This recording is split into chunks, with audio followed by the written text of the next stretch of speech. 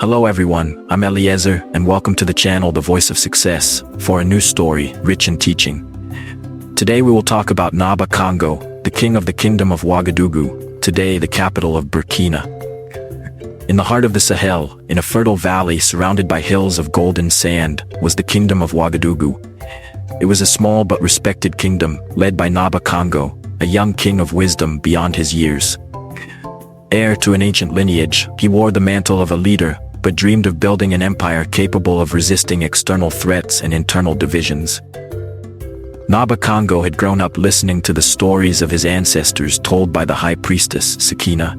She had taught him the importance of traditions, but also the need to adapt to the changes in the world. The king knew that the world was changing. Power-hungry neighboring kingdoms fought over the fertile lands of the Sahel, and the country's tribes were often torn apart by internal conflict.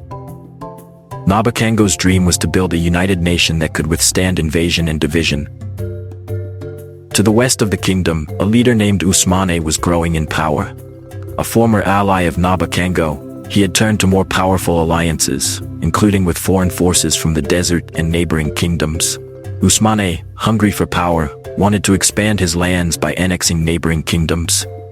The Kingdom of Ouagadougou, rich in resources and fertile land, was his main objective. One day a messenger arrived at the palace in Ouagadougou, announcing that Ousmane, after strengthening his army, was preparing to invade. Naaba Kango was faced with a difficult choice: how to defend his people against this invader while honoring his alliances. The king knew that war, though inevitable, could destroy what he had worked so hard to build. Sakina, the high priestess, advised the king to first seek to unite the tribes of the kingdom to avoid the fragmentation of his people. The strength of a kingdom lies in its unity, she told him. But Naaba Kango knew that unity alone would not be enough to repel an army as powerful as Ousmane's.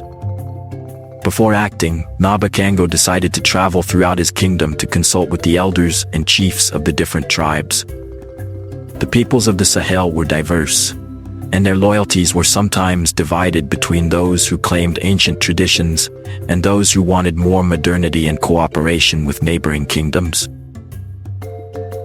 In the Masi village, Naaba Kango met the old chief Tiefo, a wise man who had seen kingdoms rise and fall. Tiefo spoke to him about the ancient pacts between peoples and the importance of preserving sacred alliances with other West African kingdoms. But the old chief was also pragmatic. Traditions are strong, but war does not wait for people to decide. Sometimes you have to take up arms to protect what is sacred.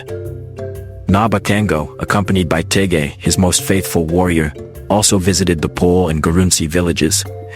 The Pole, with their tradition of warriors and traders, were divided.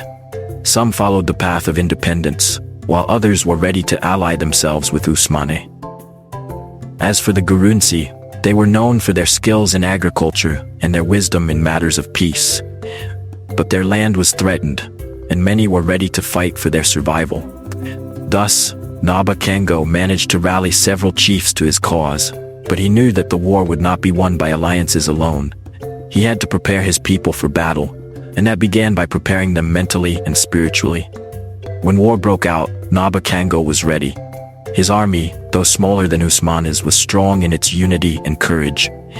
Masi, Fulani, and Gurunsi warriors fought side by side, driven by the determination to protect their lands. The battle took place in the Savannah, a difficult terrain that favored the mobility of Naaba Kango's army. But the young king soon realized that the war was not just about soldiers.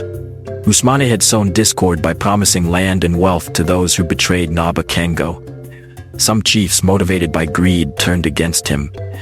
The betrayal even affected one of Naaba Kango's closest allies, an influential warlord, who at the last moment joined Ousmane's ranks.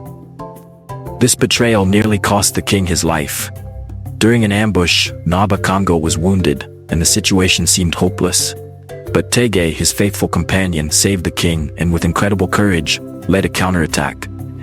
In an epic duel, Naaba Kango faced Ousmane, and after a fierce fight, he managed to capture him.